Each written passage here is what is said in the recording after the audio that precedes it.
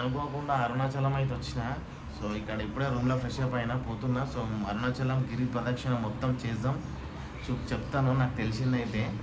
గిరి ప్రదక్షిణ చేయబోయేది morning time. So ఎలా ఉంటుందో చూద్దాం. సో ఇది అరుణాచలం చౌరస్తా. సో రైట్కి పోతే బస్ స్టాండ్, లెఫ్ట్కి పోతే టెంపుల్. అక్కడ చూస్తున్నారు కదా పైన అదే కొండ. సో ఈ కొండ చుట్టూ మనం ప్రదక్షిణ చేయబోతున్నాం. ఇప్పుడు 14 కిలోమీటర్లు. 8 o'clock అయితే స్టార్ట్ అయినాము. సో జనాలు ఇవాళ భక్తులు అంతా ఎక్కువగా ఏం లేరు. పౌర్ణమి రోజు అయితే చాలా జనాలు ఉంటారు. ఇక్కడ రోడ్డు చూస్తున్నారు కదా, పెద్దగా ఉందో మొత్తము డాంబర్ రోడ్డు. సో ఈ రోడ్డు మొత్తం నిండిపోతారు అన్నట్టు, అటు ఇటు. సో అక్కడ కనిపిస్తుంది చూసిరా, సో అదే మెయిన్ గోపురము, రాజగోపురము. సో ఇప్పుడు మనం అక్కడికి వెళ్తున్నాము ఫస్ట్.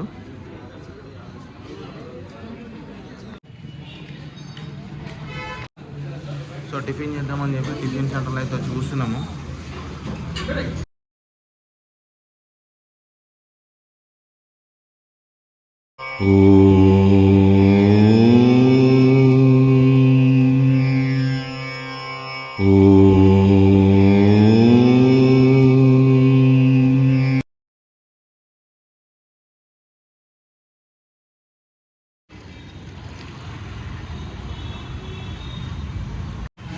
అరుణాచలం వచ్చినందుకు చాలా సంతోషంగా ఉంది. అసలు నేను ఎక్స్పెక్ట్ చేయలేదు అరుణాచలం వస్తా అని చెప్పేసి, సడన్గా వచ్చేసాం అన్నట్టు.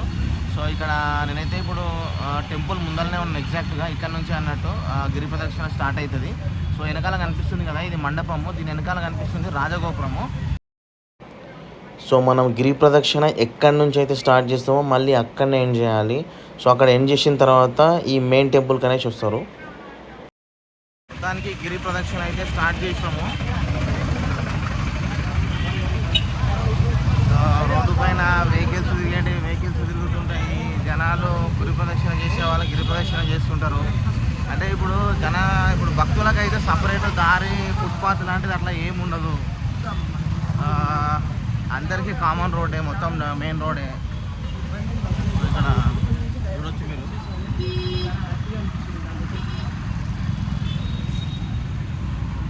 ఇది మొట్టమొదటి లింగము,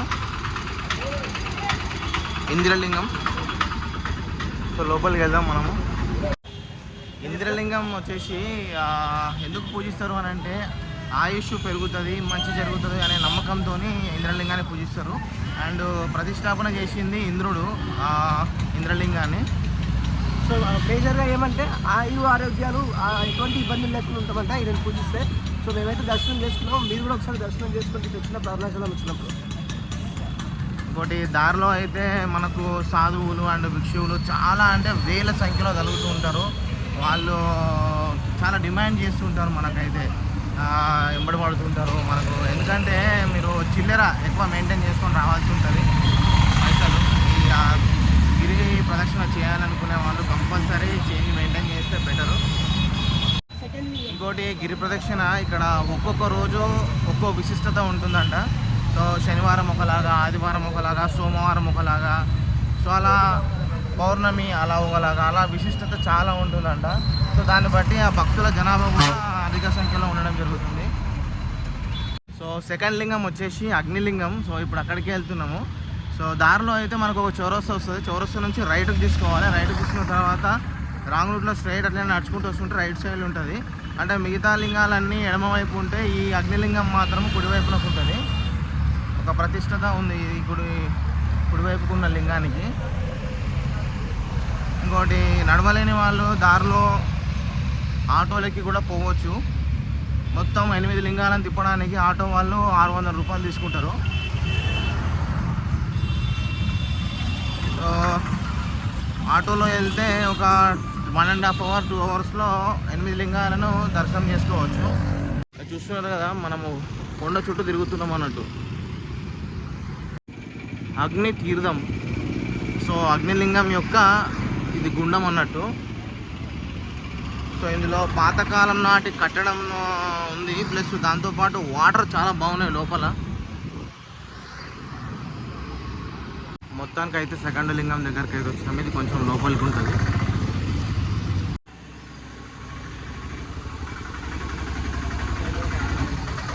అగ్నిలింగం 2.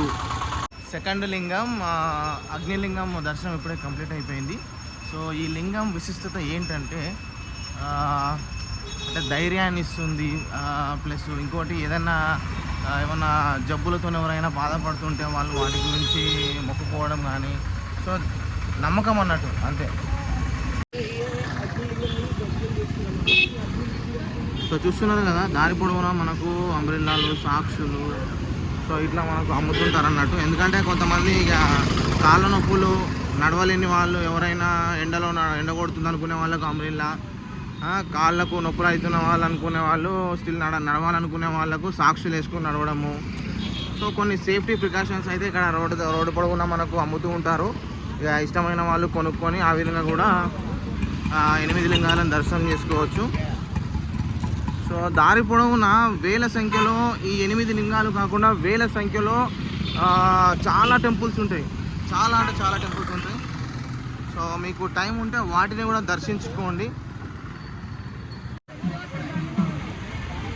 సో దారి పొడవునా మొత్తము భోజనశాలలు, టిఫిన్ సెంటర్లు, అన్నదాన కార్యక్రమాలు, గుడులు, మొత్తం ఇవే భక్తి పరవశంలో మునిగి తేలుతున్నట్టు ఉంటుంది. సో గిరి ప్రదక్షిణ చేస్తున్నంతసేపు ఒక వేరే లోకంలో ఉంటాము. సో లైక్ ట్రాన్స్.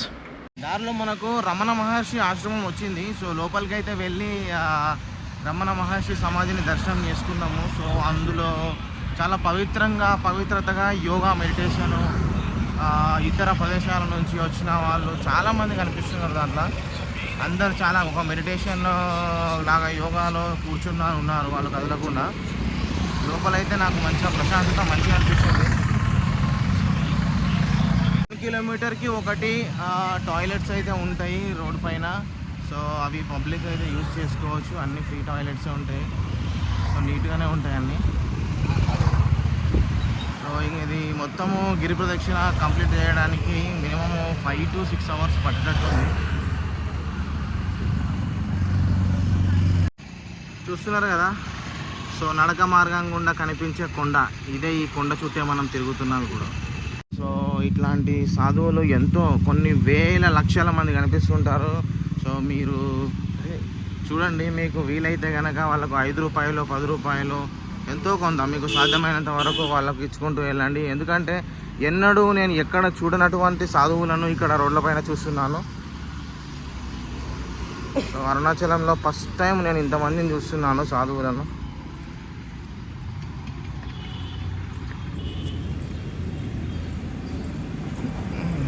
ప్రతి ఖాళీ కూడా ఎక్కడ కనిపిస్తే అక్కడ మంచి ఆ శివుని యొక్క ప్రదర్శనలను రూపొందించడం జరిగింది. ఇక్కడ చూడండి.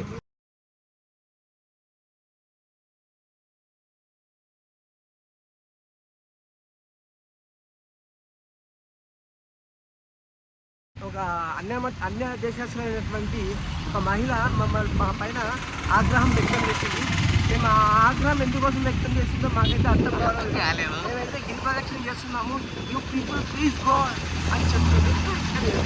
తనకే తెలియాలి. అయినా మేము ఒక మాట అనకుండా అది యాక్చువల్లీ సారీ ఫర్ ఇన్కన్వీనియన్స్ అని చెప్పి మా ప్రయాణాన్ని మేము ముందుకు సాగిస్తున్నాము.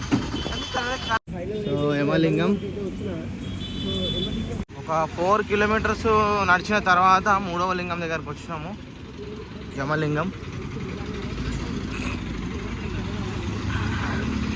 సో ఏ లింగం దగ్గర కూడా గుడి లోపల కెమెరాస్, ఫొటోస్ అయితే అలో అయితే చేయట్లేదు.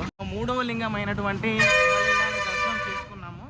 సో ఈ లింగం యొక్క విశిష్టత ఏంటంటే యమధర్మరాజు ప్రతిష్టాపించిండు. మేజర్గా ఈ లింగం దర్శనం చేసుకుంటే మనకి ఎటువంటి ఉపయోగం ఉంటుందంటే, మనకు ఆయు ఆరోగ్యాలు బాగుంటాయి. రెండవది ఏదైనా ఆర్థిక ఇబ్బందులు కలిగి ఉన్నా కానీ ఆ ఆర్థిక ఇబ్బందులు కూడా తొలగిపోతాయి. సో ఇప్పుడు 4వ లింగం దగ్గరికి వెళ్తున్నాము, నైరుతి లింగం. సో మీరు ఏం చేయాలంటే ఇక్కడ గిరి ప్రదక్షిణ చేసేటప్పుడు కంపల్సరీ వాటర్ బాటిల్ క్యారీ చేసుకోవాలి. ఎందుకంటే ఈ గుడి చుట్టూ ఫుల్ హ్యూమిడిటీ ఉంటుంది, చాలా వేడి ఎక్కువగా ఉంటుంది. ఎందుకంటే మనము ప్రదక్షిణలు చేసేటప్పుడు మనము వాటర్ను మెయింటైన్ చేసి అదుపులో తాగుతూ ఉంటే మన ఎనర్జీ లెవెల్స్ అనేటివి కంటిన్యూస్గా ఉంటాయి, లేదంటే ఇబ్బంది అవుతుంది. సో ఇక్కడ చూస్తున్నారు కదా, అష్టలింగాల మ్యాప్ అయితే ఇక్కడ వీళ్ళు స్టిక్ చేసి చూపిస్తున్నారు ఎక్కడి నుంచి ఇంకెంత దూరంలో ఏది ఉందనేది కనపడుతుంది క్లియర్గా. సో జస్ట్ రోడ్డు పక్కన ఉన్న డైవర్షన్స్ని చూసుకుంటూ వెళ్ళినా మీరు అన్ని విధాలుగా అన్నీ పొందొచ్చు. ఇక్కడ చూడండి మీరు drinking water, toilet, rest house, medical camp, అన్నదానము, సో అన్నీ ఉంటాయి. సో దారిలో నడుస్తూ ఉంటే అన్ని విధాలుగా అన్ని సదుపాయాలు ఉంటాయి. ఇక్కడ చూస్తున్నారు కదా మొత్తం చెట్లే. 3వ లింగం దాటిన తర్వాత 4వ లింగానికి వెళ్ళే దారిలో మొత్తం అటు ఇటు మొత్తం ఫుల్ చింత చెట్లే ఉంటాయి. అంటే ఈ ఒక్క లింగం దారి అయితే ఇప్పుడు మనం చూడవచ్చు. నాకు స్టార్టింగ్ నుంచి 3వ లింగం దాకా ఒక చెట్టు కనపడలేదు, ఎందుకంటే మొత్తం fully village, shops and main road. So ఇక్కడ మెయిన్ రోడ్తో పాటు మనకు చెట్లు, పెద్ద పెద్ద చెట్లు ఉన్నాయి. సో నీడని పొందవచ్చు, ఇక్కడ కొంచెం రిలాక్స్ కూడా కావచ్చు. సో నైరుతి లింగం వరకు అయితే వచ్చేసినాము.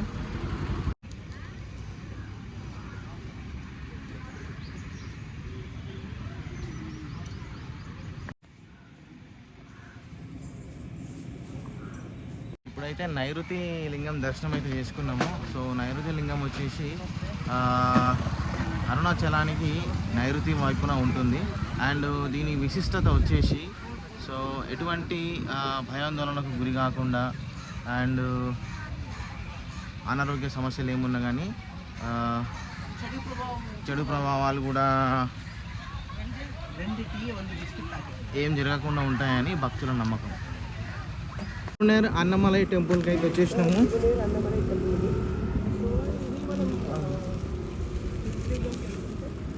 ఇది 5వ లింగము.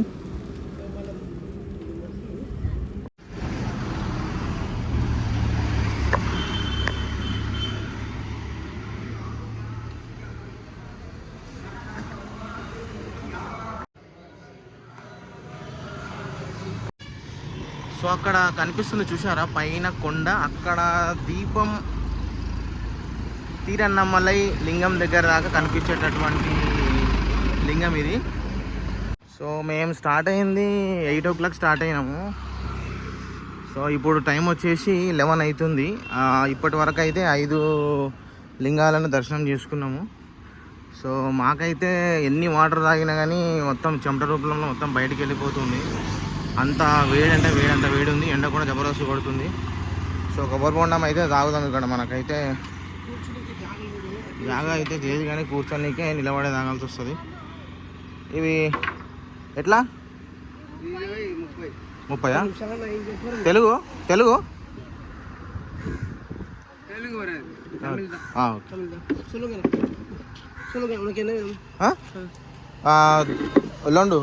రెండు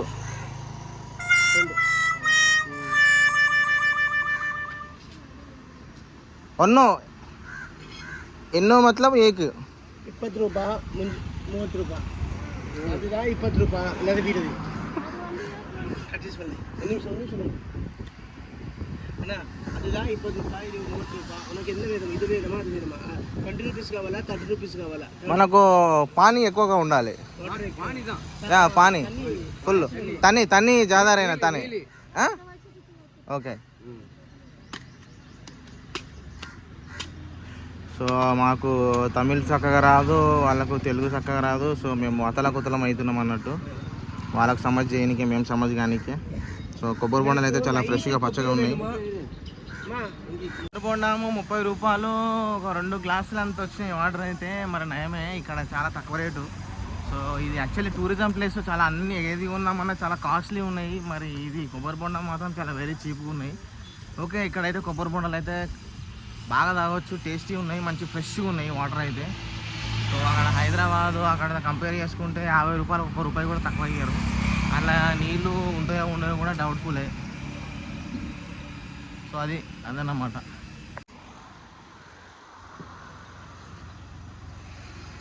సో నా పని అయితే అయిపోయింది. మామూలుగా లేదు, అసలు నడవడానికి కూడా రావట్లేదు. గిరి ప్రదక్షిణలో మనకు 10 లింగాలు వస్తాయి. సో 10 లింగాలలో ఒకటి సూర్యలింగము, చంద్రలింగము అని చెప్పేసి 2 ఉంటాయంట. సో మిగతా 8 లింగాలు వచ్చేసి అష్టలింగాలు. సో చూద్దాం ఇక్కడ మనము టెంపుల్. సూర్యలింగం, సూర్య భగవానుడి విశిష్టత పొందిన సూర్యలింగం.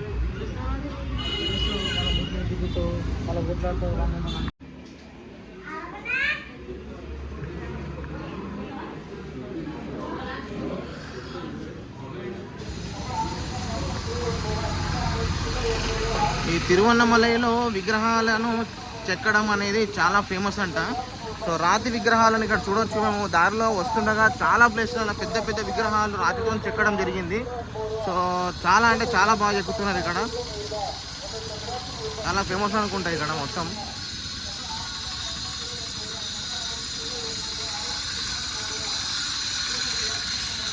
ఇక్కడ చూడవచ్చు మొత్తం రాయిని కోసేసి మంచి షేప్కి తీసుకొస్తున్నారు, దేవుని షేప్కి.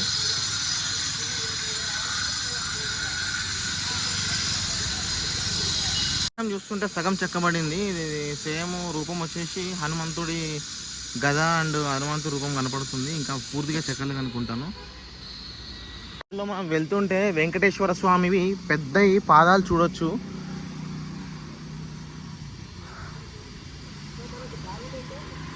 సో ఓం నమో వెంకటేశాయ.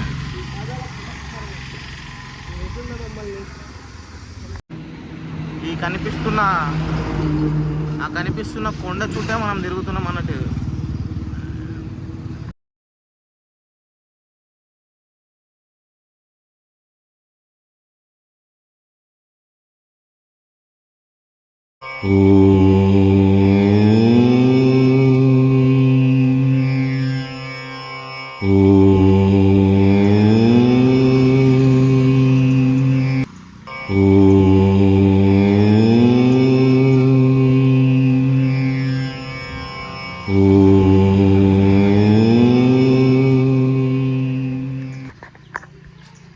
మనం దర్శనం చేసుకున్నది 5వ లింగం, వరుణలింగం. సో ఈ లింగాన్ని ప్రతిష్టాపించింది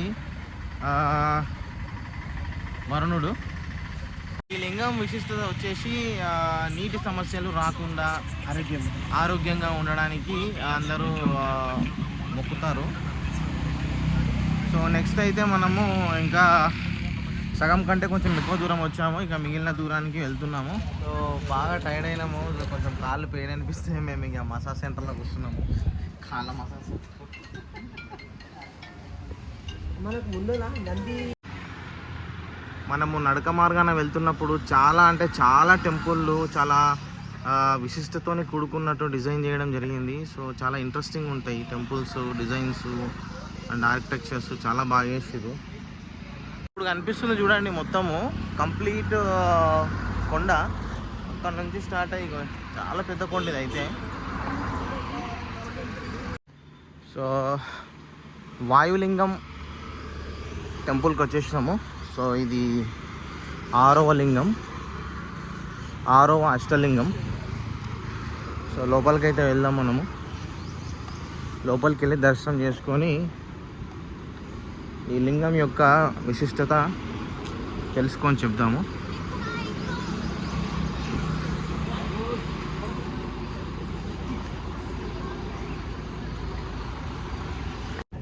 సో ఇప్పుడైతే వాయులింగాన్ని ప్రతిష్టాపన చేసింది వాయుదేవుడు. సో మన వాయుదేవుడు ఎవరంటే హనుమంతుని తండ్రి. సో ఇక్కడ మనం తెలుసుకున్నది ఏంటంటే ఒక్కొక్క లింగానికి ఒక్కో విశిష్టత ఉంది. సో అన్ని లింగాలను 8 లింగాలను దర్శనం చేసుకోవడం వలన మనకు ఏం కలుగుతుందంటే నెగిటివ్ ఎనర్జీ మొత్తం పోయి పాజిటివ్ ఎనర్జీ వస్తుంది. సో ఇప్పటి వరకు 10 కిలోమీటర్లు నడక కంప్లీట్ అయిపోయింది. సో 6 లింగాల దర్శనాలు అయితే అయిపోయినాయి. ఇంకా 2 లింగాలు ఉన్నాయి. సో ఇంకొక 4 కిలోమీటర్స్ అయితే మొత్తము అష్టలింగాలన్నీ కంప్లీట్ అయిపోతాయి. సో ఇప్పుడైతే చంద్రలింగం దగ్గరికి అయితే వచ్చేసినాము. సో మీకు ఇంతకుముందు చెప్పినట్టుగా సూర్యలింగం అండ్ చంద్రలింగాలు రెండు వచ్చేసి ఇవి అష్టలింగాల లోపలికి రావట. సో ఈ అష్టలింగాల దర్శనాలకు వెళ్తున్నప్పుడు ఆ దర్శనాల మధ్యన ఇవి కూడా ఉంటాయి. సో వీటిని కూడా దర్శనం చేసుకుంటున్నాం మనము.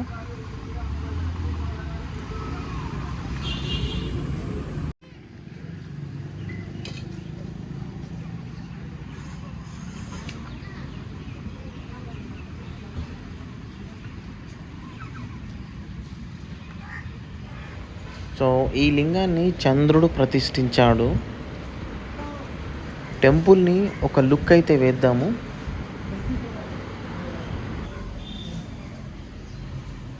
మరియు చంద్రలింగం 2 లింగాలు అష్టలింగాల్లోకి రావు. సో అయినప్పటికీ మనం 10 లింగాలను దర్శనం చేసుకుంటున్నాం. 10 లింగాలకి వెళ్ళి 2, ఒకటి సూర్యుడు, ఒకటి చంద్రుడు. ఈ 2 లింగాలను, ఒకటి శివలింగాన్ని సూర్యుడు, చంద్రలింగాన్ని చంద్రుడు ప్రతిష్టాపించిండు. ఈ 2 అష్టలింగాలకి రావు. సో మనకి ఇంకా 2 లింగాలు ఉన్నాయి. ఆ 2 లింగాలను దర్శనం చేసుకుంటే అయిపోతుంది. ఓం నమ శివాయ. సో ఫైనల్గా మనమైతే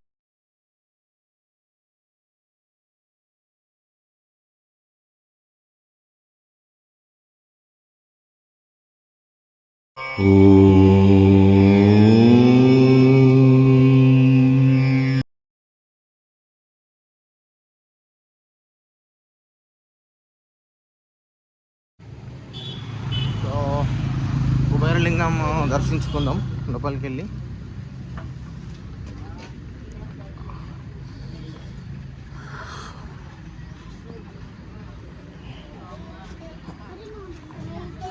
అష్టలింగాలన్నింటిలో ధనవంతుడైన కుబేరుడు.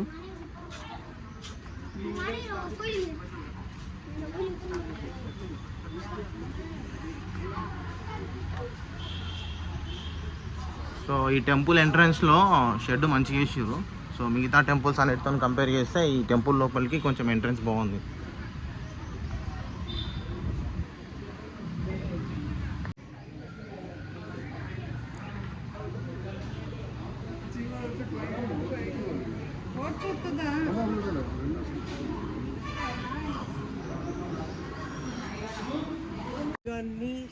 దేవుళ్ళలో ధనికుడైనటువంటి కుబేరుడు ప్రతిష్టాపించిండు.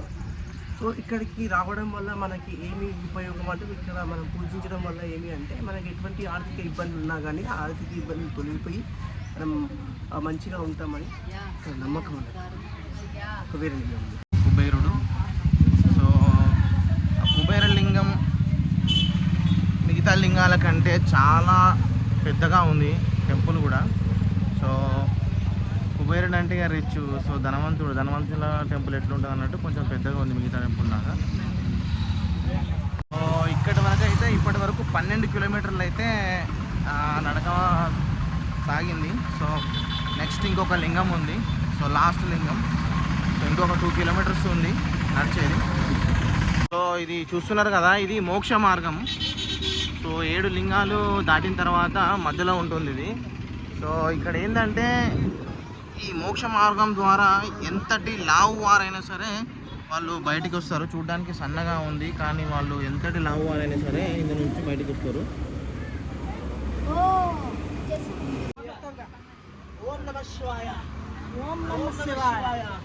ఓం నమ శివాయ. ఓం నమ శివాయ.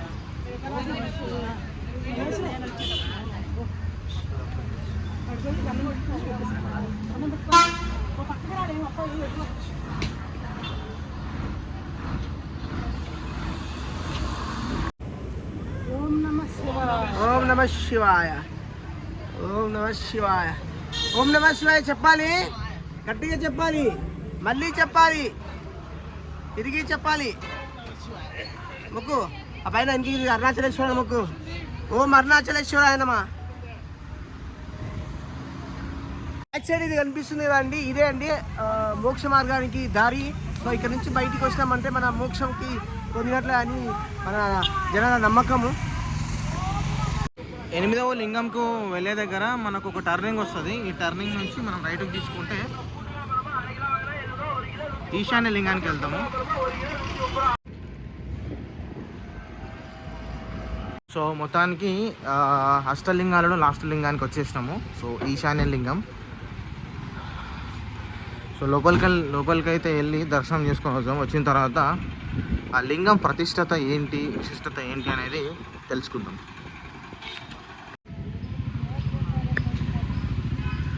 గుడి చూస్తుంటే క్లోజ్ అయినట్టుంది. మరి ఇప్పుడు 3:30 అవుతుంది. మరి టైమింగ్స్ అనేటివి ఏంటనేది తెలియదు. మరి మధ్యాహ్న సమయాలలో బంద్ చేస్తారు కావచ్చు. ఇక్కడ నుంచి దర్శనం చేసుకుందాము. సో ఈశాన్య లింగం టెంపుల్ నుంచి చూస్తుంటే మనకు అక్కడ నంది రూపంలో కొండ కనిపిస్తుంది, చూసారా? ఈశాన్య లింగాన్ని దర్శించుకోవడం వలన మనకు శని ప్రభావాలు లేకుండా ఉంటాయని భక్తుల నమ్మకము. సో ఇప్పుడైతే మనం మెయిన్ టెంపుల్కి అయితే వెళ్తున్నాము. సో ఈ 8 లింగాలు అష్టలింగాలను కంప్లీట్ చేసినాం కాబట్టి సో మళ్ళీ తిరిగి మెయిన్ టెంపుల్కే వెళ్ళాలి. మెయిన్ టెంపుల్లో మనము దర్శనం చేసుకోవాలి. దానికి మెయిన్ టెంపుల్ రాజగోపురం దగ్గరకు వచ్చేసినాము. చూడొచ్చు.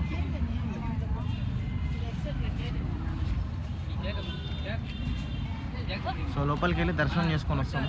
దర్శనం చేసిన తర్వాత మాట్లాడుకుందాం ఫీడ్బ్యాక్ ఎలా అనిపించింది ఈ 14 కిలోమీటర్ల గిరి ప్రదక్షిణ దర్శనం.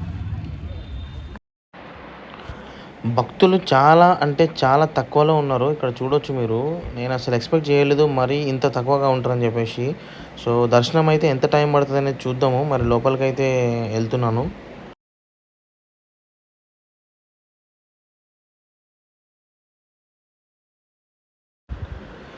అరుణాచలం మెయిన్ టెంపుల్ డిజైన్ చూడొచ్చు మీరు ఇక్కడ.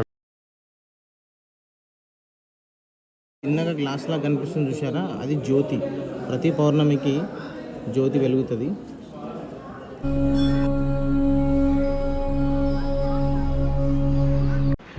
మై డియర్ సబ్స్క్రైబర్స్, నాకు తెలిసినంత వరకు అయితే గిరి ప్రదక్షిణ మొత్తం చూపించేసిన. సో మీకు ఏమైనా సజెషన్స్ ఏదైనా ఫీడ్బ్యాక్ ఇవ్వాలనుకుంటే నాకు కామెంట్ రూపంలో తెలియజేయండి. సో నెక్స్ట్ వీడియోలో నేను కరెక్ట్ చేసుకుంటాను. దయచేసి మీరు వీడియోను లైక్ చేయండి, కమెంట్ పెట్టండి, సబ్స్క్రైబ్ చేయండి. Thank you. నమస్తే.